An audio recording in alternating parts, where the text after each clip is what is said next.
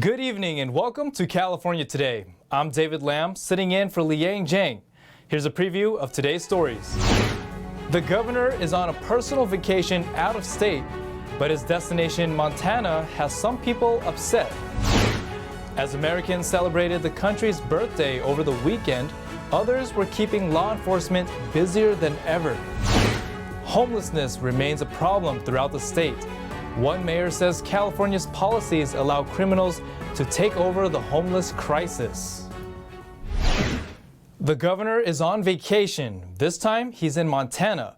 But the personal trip has caused a stir among some social media users, since Montana is on the list of states banned from state-funded travel. Here's the story. Governor Gavin Newsom is vacationing in Montana this week to visit his in-laws. Anthony York, a spokesperson for the governor's office, said on Twitter that Newsom is on vacation with his family. He will return later this week. But what has some people peeved is that Montana is one of 20 states on a list of states banned from official state-funded travel. However, York wrote in the same Twitter post that the travel ban applies to using state funds. The governor's travel is not being paid by the state. That left some Twitter users to speculate whether the governor has security with him, and if so, who's paying them? Some defended the governor, saying that he deserves to have a personal life. Others argued that taxpayers deserve to know if taxes are being spent on an official's personal expenses. In addition to banned official travel to the Treasure State, Arizona, Indiana, Louisiana, and Utah are the newest additions to the list of states California officials are banned from traveling to. Golden State Attorney General Rob Bonta said last week that the ban is a result of recently passed laws in these states banning biological males from competing in girls' school sports. The 20 states on the ban list either have or are considering laws restricting sexual orientation and gender identity. Arizona Governor Doug Ducey responded to the announcement, saying, "It's unfortunate California employees won't be able to travel here and visit all the businesses that have fled their state." The new travel restrictions went into effect on July 1st. For most, the 4th of July weekend was a blast. For others, like law enforcement, they were busier than ever. NTD's Eileen Ang with the details. The Oakland Police Department is investigating multiple homicides and shootings over the July 4th holiday weekend. There were a total of 3 homicides between July 1st and July 4th. We had extra resources out this weekend. We did as much as we could to manage the level of activity that we've seen in this city. And I want to thank the officers. They were very long hours. Lots of things that we were responding to, not only fireworks, gunfire, calls for service, managing critical incidents like 3 homicides, but also trying to just manage the high call volume as a result of all of the things that were happening in the city. So really appreciate the hard work of the men and women at the Oakland Police Department. Local police are also investigating a shooting on the 4th at around 8:30 p.m. They found a 3-year-old with gunshot wounds on the torso. Due to the injuries, our officers elected to immediately transport the child to the hospital in their patrol vehicles for treatment. Medical staff advised us that had the officers not elected to transport this child in their vehicles, this child would not have survived his injuries. The child is currently listed in critical but stable condition. We're investigating the possible involvement of a relative in this particular shooting. In addition, the Oakland police are investigating 5 firearm-related injuries after an A's game on the 4th. All victims have non-life-threatening injuries. They are offering rewards for information related to all of the homicides and shootings that lead to arrests. They also responded to an illegal sideshow involving 200 vehicles and recovered 12 firearms. Across the bay in San Francisco, police tweeted that a crowd threw fireworks and glass bottles at the police at 12:39 a.m. on Tuesday. The police were responding to a street fire. 12 officers were injured. And up north, the Santa Rosa Fire Department responded to a fire on a commercial roof caused by illegal fireworks. The fire caused $20,000 in damage. Alameda County Sheriff's Office in the East Bay said they seized about 400 pounds of illegal fireworks and a ghost gun from a vehicle. Statewide, the California Highway Patrol said they made 998 arrests for DUI, and 44 people died in crashes during the 78-hour holiday enforcement effort. Eileen Ang, NTD News, California. The homeless population continues to rise despite all of the effort and money put into addressing the problem. One mayor says California policies are to blame. Robert Pequeño, mayor of Lake Forest, previously served as a homeless officer. He told California Insider's Siamak Karami that current California policies, such as prison reform and housing first, are not solving homelessness. Instead, they're making it worse. We do need permanent solutions, but before that, we need to talk about accountability, because once like AB 109 was passed, right, it realigned the prisons and just let people out. Well, most of those people in the prisons were homeless when they went to prison, so when they let them out, they don't let them back into somebody's doorstep, they let them back into society, and so now we're stuck with them on our streets. Pequeño makes it clear that not all homeless people are criminals. It's just the few that make trouble. But he says criminal elements run the homeless world. If you looked at the Santa Ana riverbed, what is the number one thing that was they had the most of? Were bicycles, right? They just go to the local communities and steal all the bicycles, and so the criminals do they buy, they sell, they do drug possession, drug sales, right? And so that's how they make their money. They make their money off the vulnerable, because somebody with a mental illness may need drugs just to self-medicate. So, okay, hey, go steal me that bike, bring me the bike, I'll give you some drugs, and we'll call it even. Another example he gave is Proposition 47, which categorized stolen merchandise under $950 a misdemeanor instead of felony. Critics have said Prop 47 is the catalyst for the recent surge in smash-and-grab robberies. Pequeño says the homeless are territorial too. Theft is prevalent in such communities, so they defend themselves. In my experience, just about every chronic homeless person that I ran into had a weapon of some type. To protect themselves. To protect themselves and to protect their property. Pequeño says cities and organizations have spent millions of dollars on homelessness, but the programs often fail. Because sometimes these organizations that spend money on homeless, they spend money on homeless that are never really going to accept the services. They just do enough to get a bed for the night, a hotel for the night, food, vouchers, or whatever these organizations give them.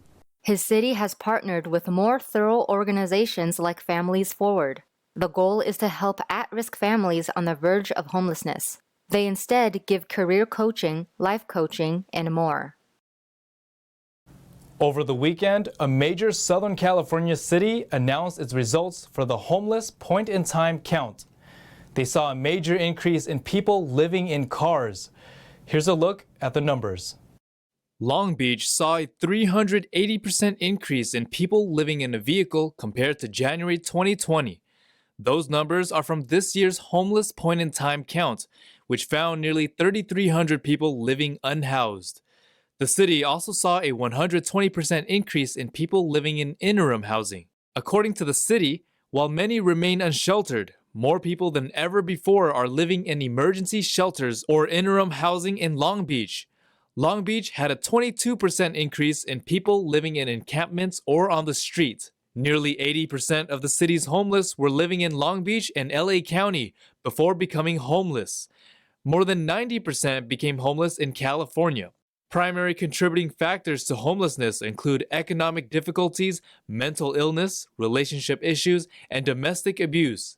City Manager Tom Modica said, "The city has continued to make sheltering, housing, and offering resources to people experiencing homelessness a top priority."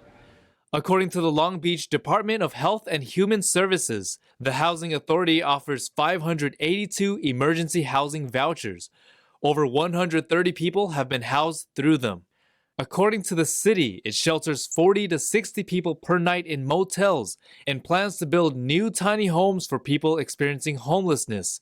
It's also in the process of purchasing a new Project Home Keys site. One of Apple's former corporate lawyers, who was in charge of preventing insider trading, recently pleaded guilty to exactly that, insider trading. He earned money, avoided losses, and traded stock when the company didn't allow it. A former top corporate lawyer at Apple pleaded guilty last Thursday to being part of an insider frauding scheme that ran from 2011 to 2016. According to the Department of Justice, 48-year-old Jean Lavoff of San Carlos pleaded guilty to 6 charges of securities fraud. U.S. Attorney Vikas Khanna said Jean Lavoff betrayed the trust of one of the world's largest tech companies for his own financial gain. Despite being responsible for enforcing Apple's own ban on insider trading, Lavoff used his position of trust to commit insider trading in order to line his own pockets.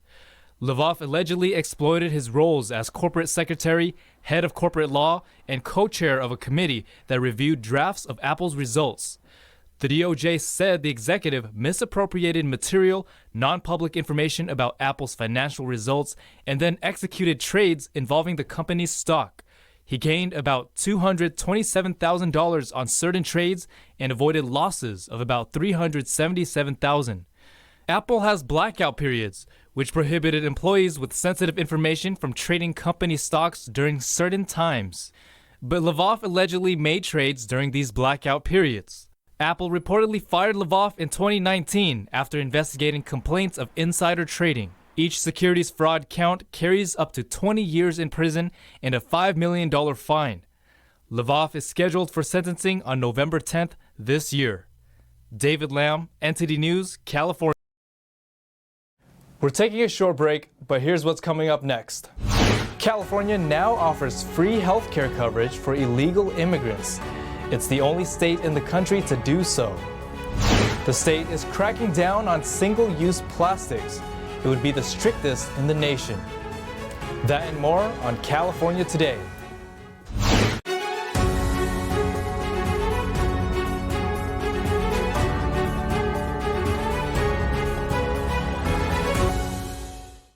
While for some, the concept of affordable housing may mean monthly rent in the hundreds of dollars, one California city defines it as several thousand. While the local government seems matter-of-fact about higher incomes, a poll from last year suggests the high incomes don't make up for the resulting quality of life. NTD's Daniel Hall reports. An annual salary of almost $200,000 may sound like a lot, but in California, those earnings qualify San Franciscans as low-income housing status. That could get locals a 420-square-foot studio apartment in the city for just over $1,800 per month. That's according to Dahlia, the city's affordable housing website. The broad definition of low income comes as housing prices in San Francisco are higher than ever. According to the California Association of Realtors, the median price for a single-family home was just over $2 million in May. January 2015 was the last time the median price was just under $1 million. The price has doubled in the last 7 years. Several other things have doubled as well. City officials reported that per capita income has doubled in the last 10 years, going from about $85,000 to $173,000 in 2021. Tax collection has doubled as well, sitting at $3.8 billion for 2021. But a poll from last year, along with census data, suggests that money might not be the solution to the problem. To get an idea of living in the Greater Bay Area, a 2021 poll from joint venture Silicon Valley asked residents about quality of life. Over 3/4 of respondents said cost of housing and living were the main reasons they wanted to leave the area. Over half of respondents said both that the region has gotten worse in the last 5 years and that they were likely to leave the region.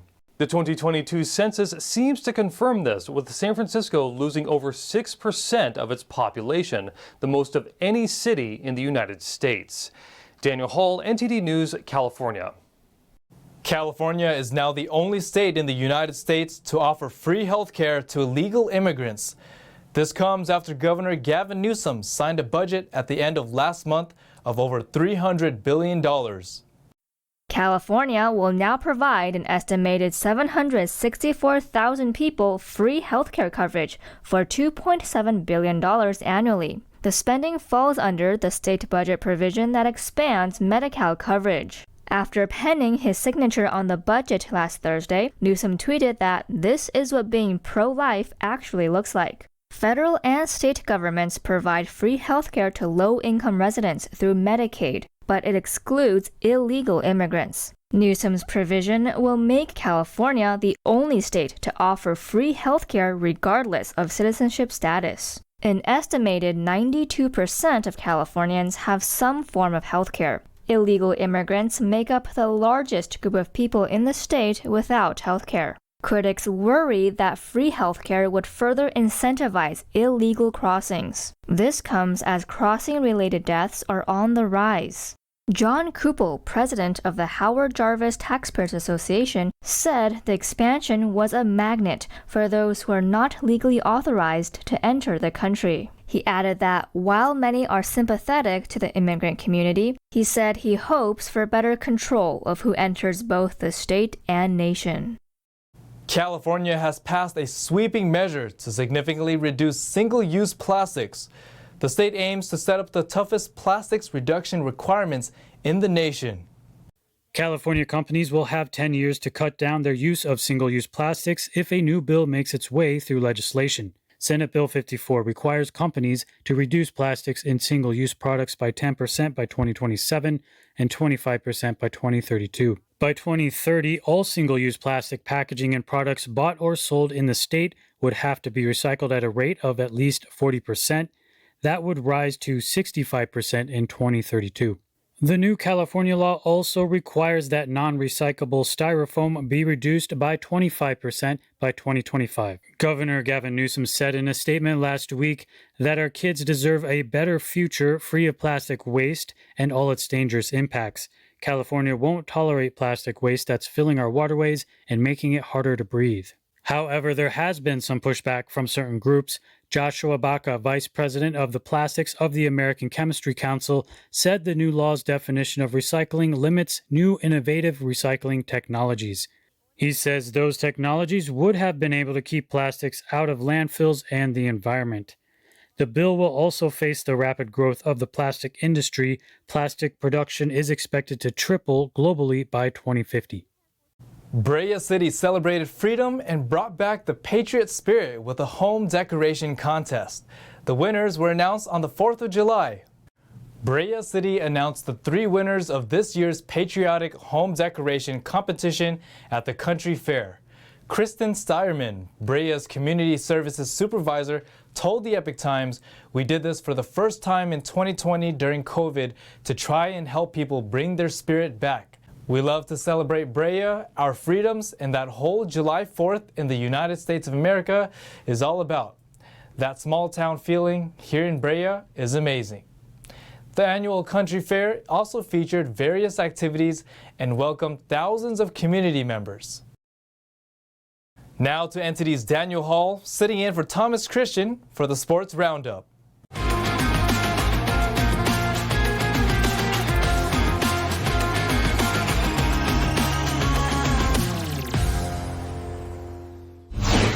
Max Muncy and Mookie Betts hit home runs while Ryan Pepio went 5 strong innings in his 4th career start as Los Angeles beat visiting Colorado.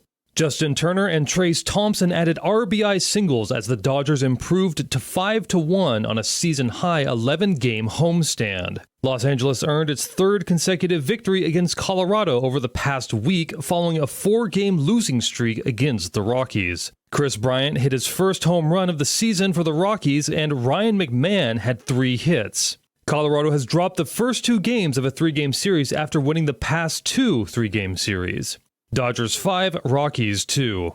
Josh Rojas sparked a 5-run, 8-inning uprising, and Dalton Varsho capped it with a 3-run homer as Arizona rallied past slumping San Francisco in Phoenix. Buddy Kennedy hit a tie-breaking sacrifice fly for the Diamondbacks before Varsho clubbed a 408-foot blast to right center off Camilo Doval. Jock Peterson and Austin Wynns drove in runs for the Giants, who have lost a season-worst 6 straight games and 12 of their past 15. Diamondbacks 6, Giants 2. The bottom 2 hitters in the lineup drove in 4 runs, and Logan Gilbert became the 3rd Major League pitcher to win 10 games this season as visiting Seattle defeated San Diego to complete a 2-game sweep. Dylan Moore and Sam Haggerty, the 8th and 9th hitters in the Mariners batting order, each drove in 2 runs. Gilbert held the Padres to 2 runs on 6 hits and 3 walks with 1 strikeout in 5 1/3 innings. After the Padres tied the game with an unearned run against Gilbert in the bottom of the 3rd, Seattle scored 3 in the top of the 4th to break the game open. The Padres missed an opportunity in the 2nd inning when singles by Luke Voigt, Eric Hosmer, and Nomar Mazara loaded the bases with no one out. But Austin Nola grounded into a force out at home, and Gilbert retired the next 2 hitters on fly balls. Mariners 6, Padres 2.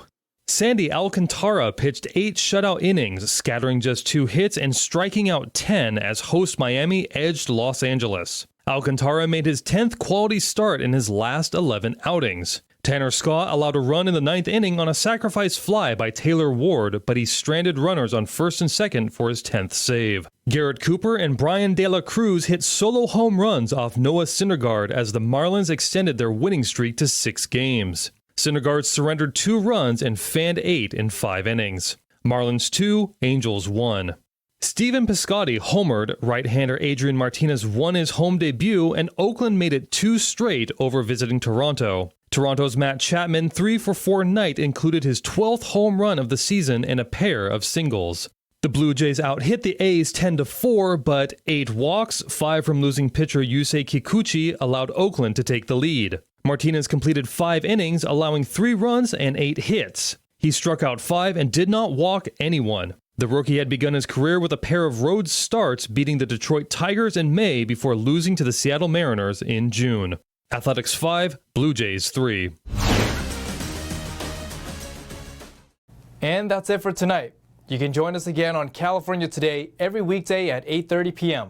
If you have any news tips or ideas for our show, or you just want to let us know how we're doing, our email is california.today@ntd.com.